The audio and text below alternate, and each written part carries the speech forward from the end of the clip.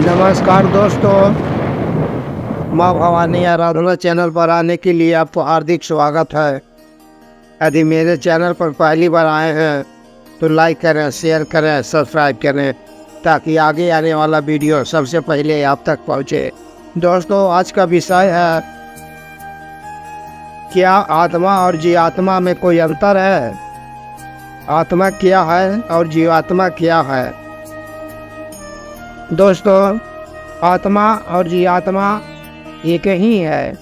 आत्मा और जीवात्मा में कोई भेद नहीं है, पर इतना ही अंतर है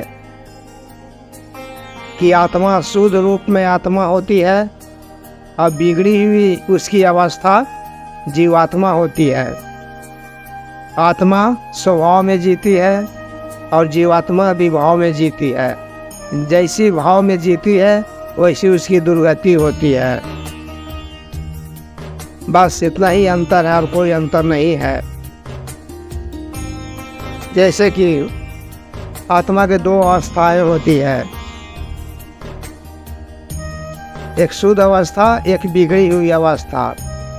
शुद्ध अवस्था में शुद्ध आत्मा कही जाती है और बिगड़ी हुई अवस्था को जीवात्मा कही जाती है। जीवात्मा जब प्रकृति से जुड़ जाती है, यानी कि पदार्थ से जुड़ जाती है, यूँ कहिए कि अपना स्थूल शरीर से जुड़ जाती है।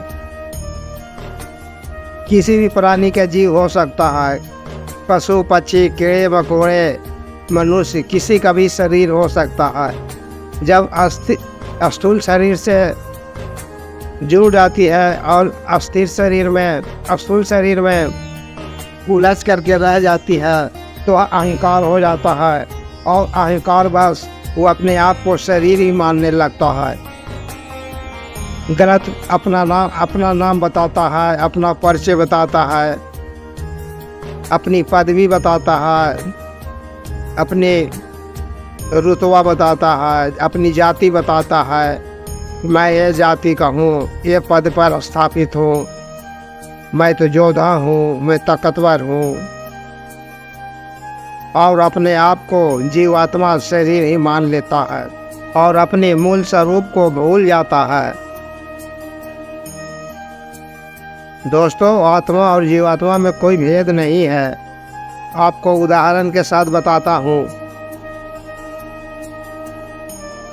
जैसे कि दूध की दो अवस्थाएं होती है, एक शुद्ध अवस्था और एक बिगड़ी हुई अवस्था। शुद्ध अवस्था में दूध होती है और उसकी बिगड़ी हुई अवस्था दही होता है। यही अंतर है। जब दूध को जमा दिया जाए तो दही के रूप में परिवर्तित हो जाती है। उसे अब क्या कहेंगे? आप तो उसे दही ही कहेंगे, दूध तो कहेंगे नहीं। लेकिन दूध का अंश दही में भी है। उसी प्रकार आत्मा और जीवात्मा है। जब आत्मा स्थूल शरीर में उलझ करके रह जाता है, यानी प्रकृति में उलझ के रह जाता है और अहंकार बस अपने आप को शरीर भी मान लेता है और अपने मूल स्वरूप को भूल जाता है। आत्मा की दो अवस्थाएं होती है, एक शुद्ध अवस्था, एक बिगड़ी हुई अवस्था। स्वभाव में आत्मा जीती है और विभाव में जीवात्मा जीती है। तो बिगड़ी हुई अवस्था को ही जीवात्मा कहा जाता है। दूसरा उदाहरण बताता हूँ।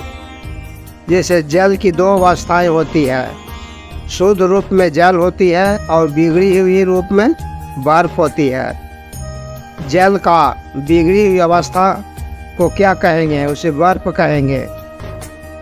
उसे जल तो कहेंगे नहीं, लेकिन उसमें भी जल की मात्रा है। वैसे ही आत्मा और जीवात्मा को मानिए।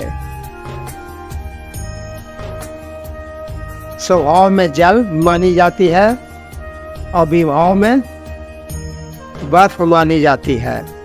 तो जल की बिगड़ी हुई अवस्था को बर्फ कहा जाता है और शुद्ध अवस्था को जल कहा जाता है। पर बात रह गई कि जीवात्मा को कैसे बोध कराया जाए कि जो तुम गलत परिचय दे रहे हो, मैं ये जाति का हूँ, ये धर्म का हूँ, मैं ऊंचे पद पर हूँ, मैं योद्धा हूँ, मैं ताकतवर हूँ, वो पूर्ण मिथ्या है। जो तुम्हारा स्वरूप है वह नहीं है। तुम तो सच्चिदानंद हो, तुम तो परम विराट हो। तो कैसे इसका बोध कराया जाए, जीवात्मा को कैसे बोध कराया जाए कि जो तुम परिचय दे रहे हो वो तुम नहीं हो, तुम्हारा रूप तो कुछ और है। तो दोस्तों, जीवात्मा को बोध सत्संग से कराया जा सकता है, कीर्तन भजन से कराया जा सकता है, मंत्र जप से कराया जा सकता है, भजन से कराया जा सकता है, जिससे उसे धीरे धीरे बोध होने लगे कि मैं जो अपना परिचय बता रहा हूँ वह मिथ्या है, मेरा तो रूप कुछ और है, मैं शरीर नहीं हूँ, मैं तो सच्चिदानंद हूँ, मैं तो विराट स्वरूप हूँ।